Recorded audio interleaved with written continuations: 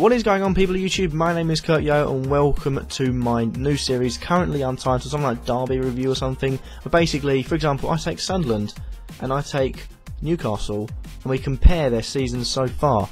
Who's done well, who hasn't, where can they improve, where can they, bolster their squad, where have they played well, and who have been their best players and their best transfer signings. First of all, we've got to go through their positions, and the reason I picked these two as a start, they're both bottom, 20th and 19th, both on 2 points. I think we look at the table and we've got Sunderland on -4, Newcastle on -3. And it's not been a good start for them. 2 points from 4 games. You expect clubs like Sunderland and Newcastle that are big to be up there in the table, but they haven't done. And where does that fall down to? Well, for both sides, it's the defence. The defence is poor. I think you look at Newcastle's defence. They've got Colaccini, who's quite a good centre back in my eyes, although unluckily got the own goal against Arsenal. And you've got Stephen Taylor. Could argue he's past it. Mbemba, unproven in the Premier League.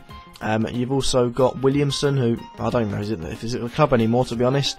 Centre back wise, they're very short numbered on the quality side of things. Fullbacks, you've got Daryl Janmark, likes to get forward. Same with most of their fullbacks, like Haidara, like Dummett, like to get forward. And that's where their downfall maybe could be. They have got good players. I'm not going to lie, they've made some good moves in the transfer period.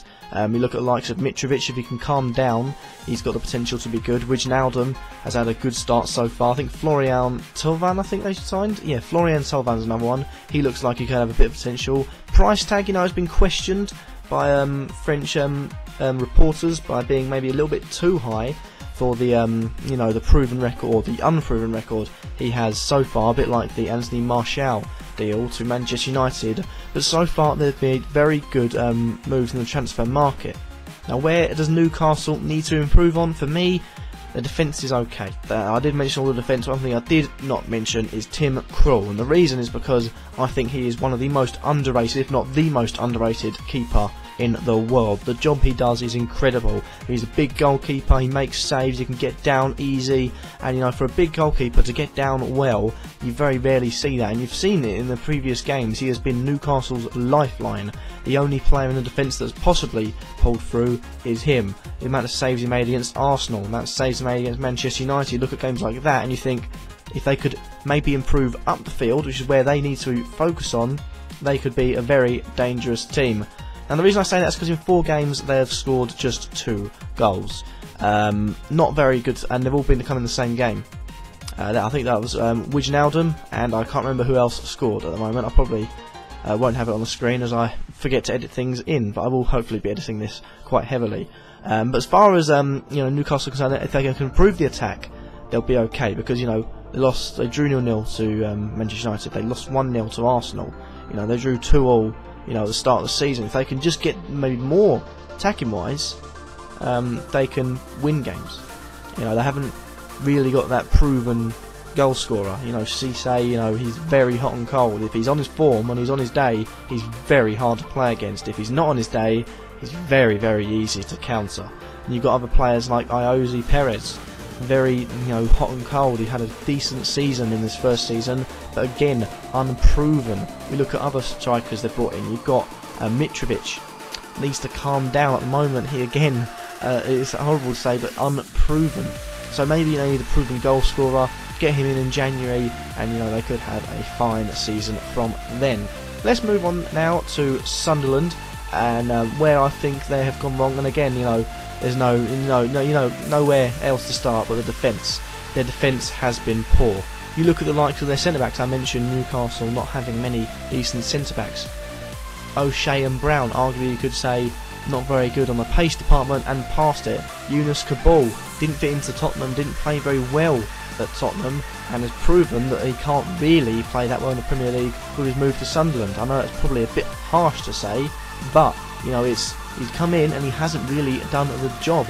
You've also got Sebastian Coates, who has failed to get into the Liverpool team, failed really to do anything on his loan spells, and to be honest, apart from the bicycle kick he scored against QPR, he hasn't really done much. You also got the wide backs. You've got players like Jones, like Matthews that were just brought in, Van Aanholt they've got in there. No one really that defensive-wise is proven, but attacking-wise they're very good at getting forward.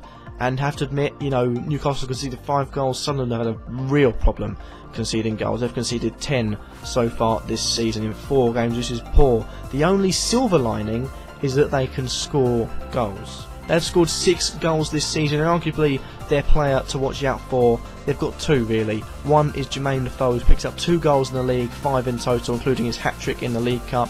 And Lenz, Jermaine Lenz I think his first name is, he's picked up an assist or a goal in every single game. I think he's got 3 assists and a goal, and a very lively character, and a very, very good signing.